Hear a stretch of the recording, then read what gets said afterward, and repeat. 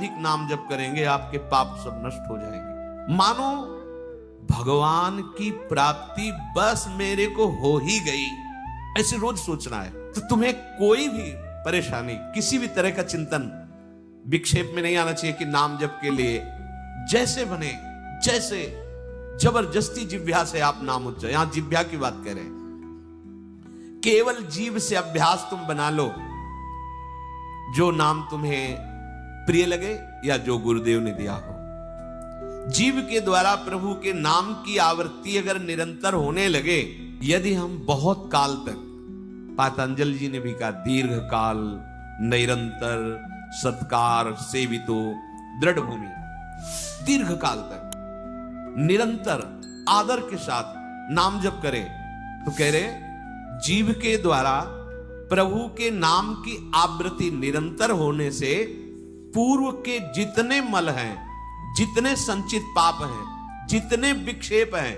वो सब नष्ट हो जाते हैं। अभी तो शुरू ही नहीं किया है, अभी तो विक्षेप ही विक्षेप है, मल ही मल है, और आप कहते हो हमारे दुख दूर हो जाए। नाम जप करो, दुख दूर होने की बात क्या, दुख की निशानी नहीं रह जाएगी।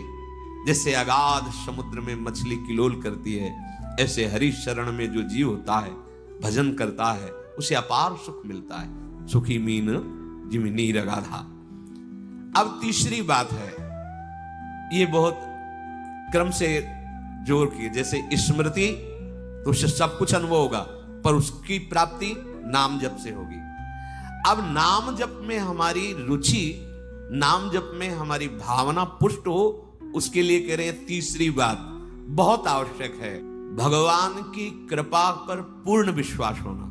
ये तीसरी जो बात है, ये बहुत जोर की बात है,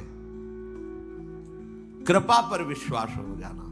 भगवान हम पर कृपा किए हैं और उनकी कृपा से हमको निश्चित भगवत प्राप्ति होगी।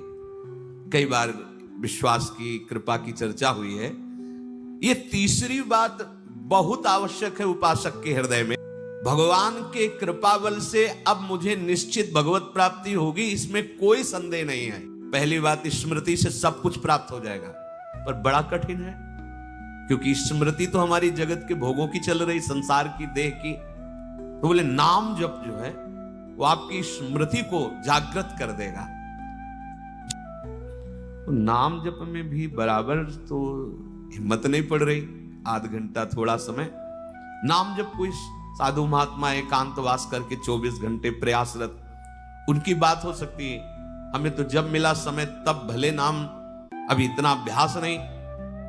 तो बोले निरंतर नाम जप और स्मृति दोनों को जागृत करने की सामर्थ्य तीसरी बात में है। भगवान की हम पर बहुत कृपा है। भागवत में भी एक जगह कहा है कि जो भगवान की कृपा का अनुभव करते हुए प्रारब्ध के अनुसार दुख सुख आता है, उसे भोग लेता है, शिकायत नहीं करता, उसमें विचलित नहीं होता है, और हर समय भगवान की कृपा का, हमारे ऊपर बहुत कृपा है, तत्यनुकंपा, ये श्लोक ऐसा है।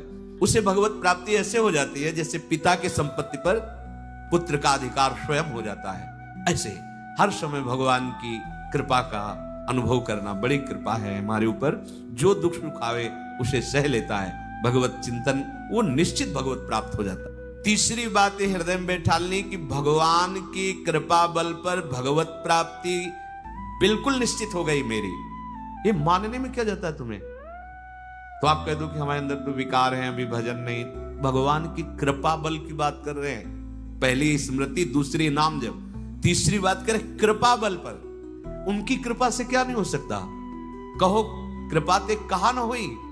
अरे वो मुख से वेद पढ़वा दे, लूले लंगड़े से सुमेर पर्वत फंदवा दे, छोटे सांप के बच्चा से गरुड़ को खा जाए। भगवान भगवान बस जो हम कह रहे हैं निषेधात्मक जो बातें, उनको तुम मत करना। तुम पड़े रहोगे तो भगवत प्राप्ति हो जाएगी। क्योंकि हम हैं किनके? श्री जी के। यहां जो भी आप छोटी सी भी चेष्टा कर रहे हैं, बहुत बड़ा भजन हो रहा है, महल में है, वृंदावनेश्वरी के धाम में है, एक छोटी सी भी चेष्टा, जैसे कहीं सोनी लगा दिया, कुछ भी जो भी चेष्टाएं कर रहे हो, खान पान संबंधी भी जो चेष्टाएं करो, वो आपका भजन हिया फिर स्वार्थ आपने भजन गए, तुम चिंता मत करो भगवत प्राप्ति की। ये हम केवल निज जनों से नहीं, माइक से कहें कई बार कि आप सबको निश्चित भगवत प्राप्ति होनी, इसीलिए प्रभु ने धाम बुलाया, सत्संग सुनाया। अगर प्रभु को अपनी प्राप्ति न कराना होता तो संयोग क्यों देते, हम फंसे होते माया प्रपंच में।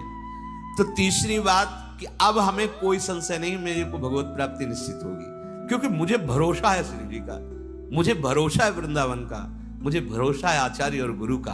अब ये बातें हमें डर पाओ मत। हाँ, हमारी कमजोरी है, हम अभ्यास कर रहे हैं भजन का, पर अब मुझे ये भय नर्क स्वर्ग अपवर्ग आस नहीं, ये आ गया भरोसे से, ये कृपा का भरोसा हुआ तो ये बात आ गई। हे महापुरुषों के वचन है। तीसरी बात बहुत जोर की है, नाम जप और भगवत स्मृति इसी में आ जाएगी, क्योंकि भगवान की कृपा से सब कुछ हो जाता है।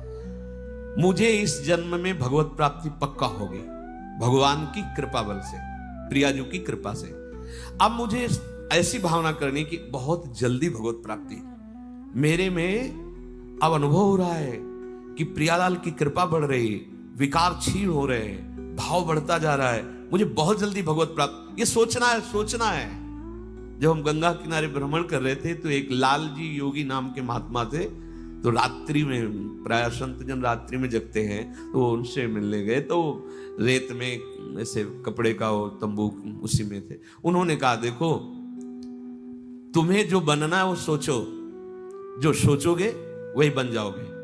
तो छोटी सी डायरी रखते थे, एक पेन लिखा, उसी समय आज भी वो लिखी रखी, जो तुम्हें बनना है वो सोचो, वैसा सोचो, जैसा सोचोगे वैसा तुम बन जाओगे। सोचो, भगवान की हम पर बहुत कृपा है, हमारे अंदर दैवी संपदा बढ़ रही है, विकार धीरे धीरे क्षीण हो रहे हैं, मतलब मुझे प्रभु मिलने वाले हैं, मुझे प्रभु मिलने वाले। आप देखो इसका प्रभाव देखो, प्रभु की कृपा से अवश्य अवश्य अवश्य मुझे भगवत प्राप्ति होगी। बस अब तो भगवत प्राप्ति होगी ही, क्योंकि प्रभु की कृपा है। ये शब्द पकड़ो, अंदर तुम्हारे अंदर अपने में कोई बल नहीं, अपने में कोई साधना नहीं, पर यहां कृपा की बात है, भगवत कृपा, भगवत कृपा बल। अपनी असमर्थता, बहुत अमृत में वचन है, अपनी असमर्थता, अपनी अयोग्यता, अपना अनाधिकारपन, ये है क्या, मैं अधिकारी नहीं हूं भगवत प्राप्ति का, मैं योग्य नहीं हूं भगवत प्राप्ति, मेरे में कोई सामर्थ्य नहीं, ये है। पर भगवान की कृपा से मुझे इतना विश्वास हो गया कि मुझे भगवत प्राप्ति होगी। अब क्या समस्या है, देखो बहुत आनंद की बात है, मुझे भगवत प्राप्ति होगी भगवान की कृपा से, श्री जी की कृपा से। ये शब्द इतना असीम प्रभावशाली है कि आप जो ही ये बात हृदय पे लाएंगे तो आपके सारे दोष, विकार, विघ्न, अड़चने, बाधाएं ये नष्ट होती चली जाएंगी। ये देखो महापुरुषों के अनुभव होते हैं, मत चित्ता सर्व दुर्गाणि मत प्रसादात तरिष्यति। भगवान कह रहे मत चित्ता सर्व दुर्गाणि मत प्रसादात तरिष्यति। सारे के सारे विघ्न, सारे के सारे दोष, सारे की सारी भगवत प्राप्ति में जो अड़चने हैं वो भगवान की कृपा प्रसाद से नष्ट हो जाएंगी और मुझे भगवत प्राप्ति होगी। मत चित्ता सर्व दुर्गाणि मत प्रसादात, साधन प्रसादात नहीं कह रहे यहां, समझो, मत प्रसादात तरिष्यति, तो तर जाएगा मेरे कृपा से। ये मेरे प्रभु की घोषणा है कि मेरे प्रसाद से, मेरे अनुग्रह से तुम्हारे सारे विघ्न नष्ट हो जाएंगे और तुम त्रिगुणात्मिका माया को लांघ करके मेरे को प्राप्त कर लोगे। बस मेरी कृपा पर विश्वास करो, मेरी कृपा पर मत चित्त बन जाओ। अपने चित्त को मेरे में अर्पित कर दिया। प्रभु की कृपा का भरोसा इतनी जल्दी दिव्य सद्गुण लाता है, ये पक्की बात है। जो दिव्यता आती है भागवतिक, वो भगवत कृपा से आती है, और ये कृपा तभी अनुभव में आती है, तो पर अनुभव में तभी आती है जब ये बात आ जाती है कि मैं असमर्थ हूं, मैं अयोग्य हूं, मैं अनाधिकारी हूं। पर भगवान की कृपा है, प्रभु की कृपा है हम पर, अब मुझे निश्चित भगवत प्राप्ति होगी। ये 3 बातें जीवन में आना बड़ा कठिन होता है। असमर्थ हूं, अयोग्य हूं, अनाधिकारी हूं। जब ये बात आ जाएगी ना तो तृणादपि सुनी चेन अपने आप आ जाएंगे, अपने आप पूरा सूत्र भागवती को उतर जाएगा, क्योंकि मैं अनाधिकारी हूं, मैं योग्य नहीं हूं।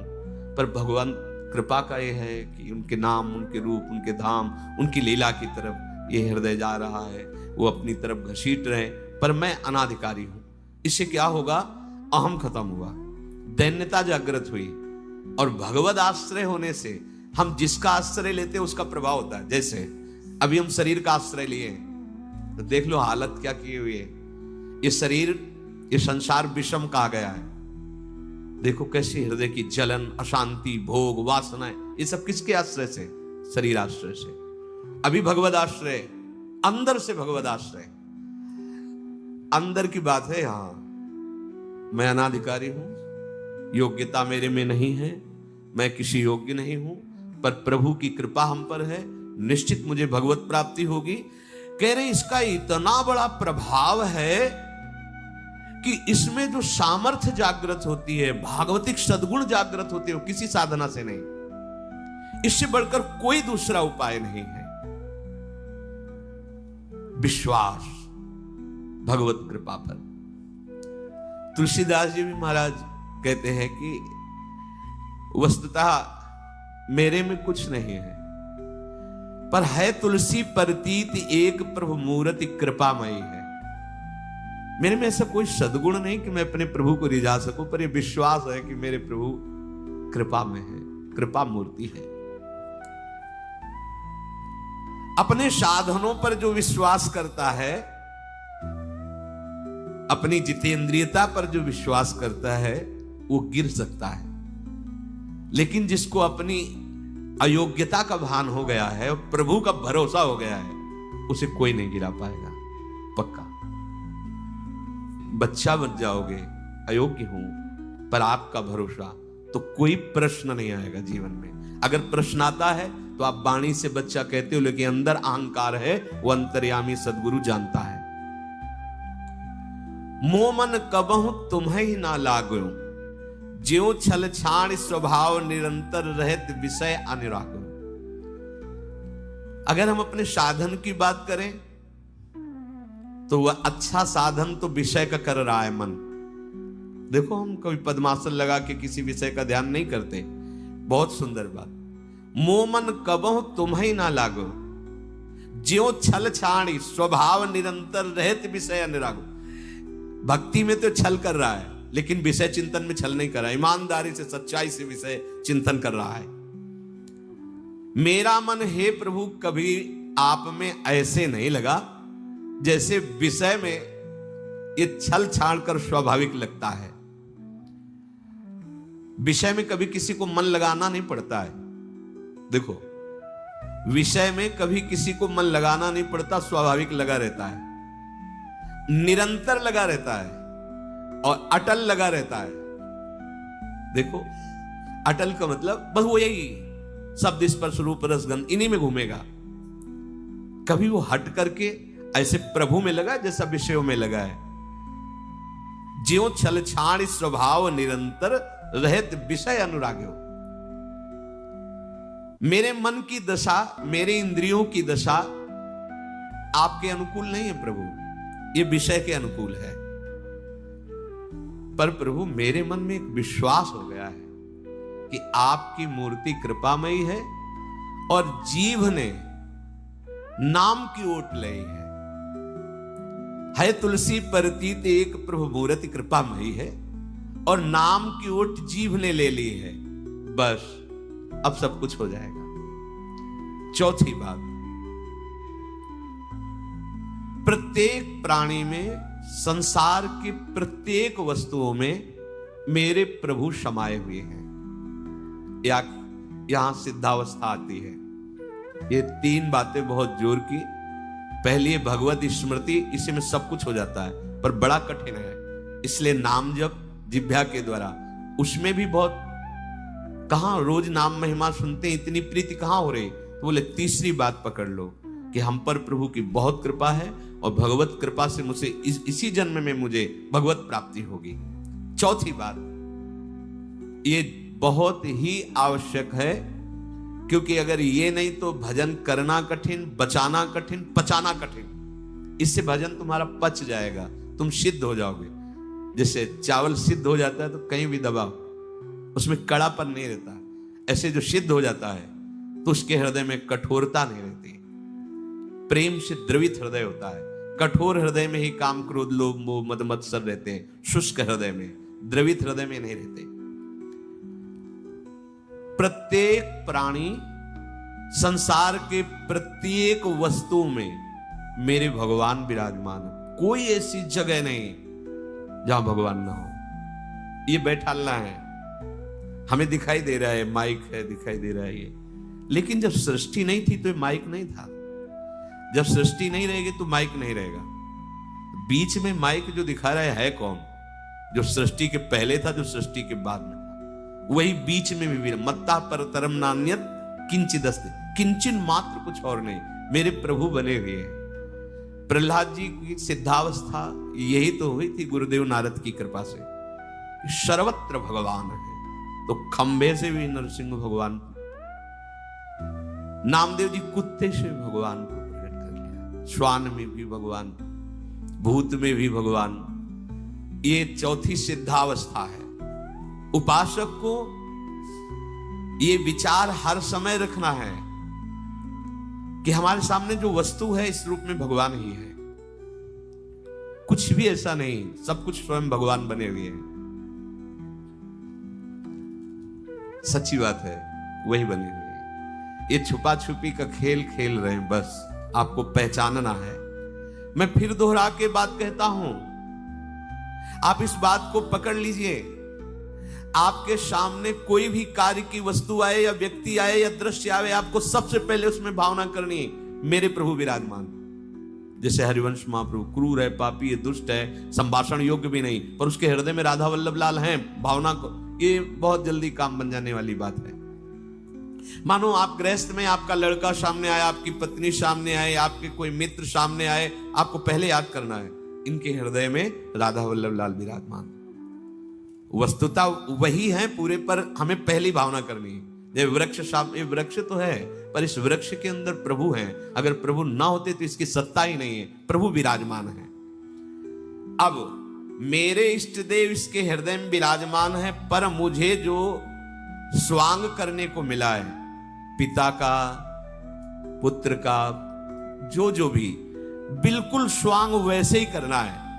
अगर मालिक का स्वांग करना है तो हम नौकर से बर्ताव वैसे ही करेंगे, जैसे पुत्र से बर्ताव, पत्नी से बर्ताव, पर अंदर भाव देखना है, मेरे प्रभु इसके हृदय में विराजमान है, मुझे ये सेवा दी है।